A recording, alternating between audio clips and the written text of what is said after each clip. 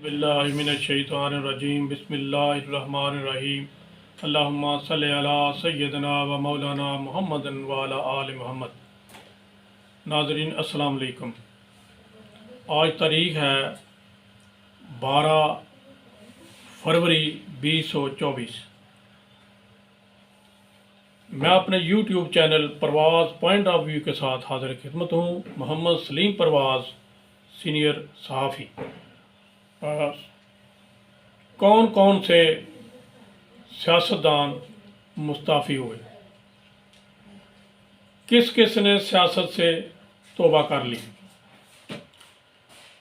चौधरी अनवार उल हक नौ मुंतखब MNA, मुस्लिम league नून,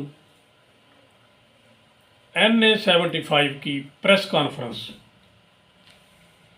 Daniel अजीज़ साहब को चैलेंज। दानियल अजीज़ साहब से मेरी एक आम मुलाकात। सबसे पहले ये बताऊंगा कि आज चौधरी अनवार उल हक साहब जो हैं, हमारे MNA जो मुंतखब हुए हैं अभी 75 में, उन्होंने एक मीडिया से गुफ्तगू की और एक प्रेस कॉन्फ्रेंस की, तो उसका अहवाल भी बताऊंगा। उससे पहले ये बताऊंगा कि आज अपना सिराज उल हक साहब जो जमायत इस्लामी के अमीर हैं, मरकज़ी अमीर हैं, उन्होंने अपनी पार्टी से मुस्ताफ़ी, अपने पार्टी अमारत से मुस्ताफ़ी होने का ऐलान कर दिया। उन्होंने अपनी हालिया इलेक्शन में शिकस्त को तस्लीम किया, अपनी शिकस्त को भी और पार्टी की शिकस्त को भी। तो उन्होंने पार्टी से मुस्ताफ़ी होने का ऐलान कर दिया। इसी के साथ साथ, और ये एक अच्छी रवायत है, इसी के साथ साथ आज जहांगीर तरीन साहब जो हैं, उन्होंने भी सियासत से अलहदगी का ऐलान कर दिया। उनको एस्टेब्लिशमेंट की पार्टी कहा जा रहा था। उनको जितने भी PTI के मुनहरफीन अराकीन थे, जिनको इलेक्टेबल कहते हैं, उनकी एक उन्होंने पार्टी लहदा बनाई, लेकिन उनको अवाम ने टोटली मुस्तरद कर दिया। सिर्फ उनके हिस्से में 2 MNA की सीटें आई और 1 MPA की।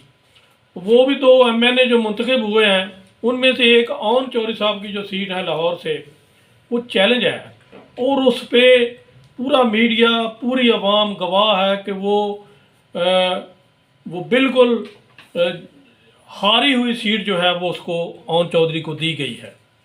तो उसका बड़े एक अहम रहनुमा है PTI के सलमान अकरम राजा साहब, उनके साथ मुकाबला था। उन्होंने अदालत का दरवाज़ा जो है वो खटखटाया है।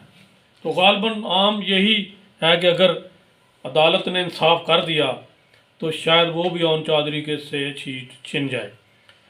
तो टाइम थोड़ा होता है, तो मैं अब आता हूँ इधर शकरगढ़ में। आज एक प्रेस कॉन्फ्रेंस की चौधरी अनवार उल हक साहब ने, जो हमारे अभी MNA मुंतखब हुए हैं।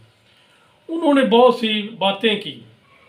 मेन जो चीज़ें हैं वो मैं आपको बताता हूँ कि उन्होंने कहा कि ये जो चौधरी दानियल अजीज़ साहब हैं, अब इनकी सियासत ख़त्म है। ये जो इल्ज़ामात की सियासत कर रहे हैं ना, और मीडिया जो है इनके इल्ज़ामात को हाईलाइट कर रहा है, ये मजलूम बनने की कोशिश कर रहे हैं, तो ये सरासर दानियल अजीज़ झूठ बोल रहा है।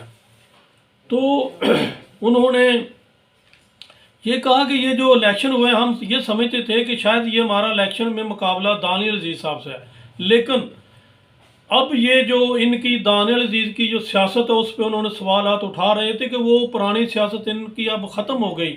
ये जो जुल्म करते थे ना लोगों के साथ, इनकी सियासत ख़त्म हो गई। ये जो दड़ेबंदी करते थे, इनकी वो सियासत दड़ेबंदे वाली, ग्रुपिंग वाली, वो ख़त्म हो गई।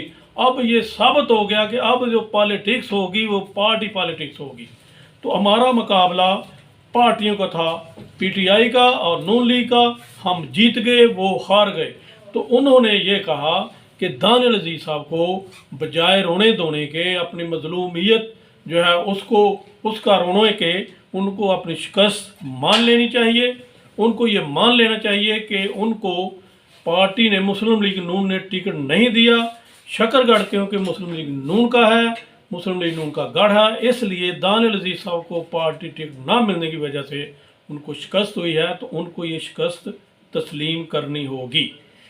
तो इसी के साथ साथ वो ये फरमा रहे थे कि भाई ये जो हमारे इधर जो रुके हुए काम थे वो मैं शकरगढ़ के अवाम के लिए करूँगा। सबसे पहले उन्होंने ये ऐलान किया कि मैं रेलवे जो ट्रेन इधर आती है वो रुकी हुई है कई सालों से, उसको सबसे पहले बहाल कराऊंगा। बल्कि उन्होंने ये दावा किया कि ये बहाल चंद माह तक ये बहाल हो जाएगी।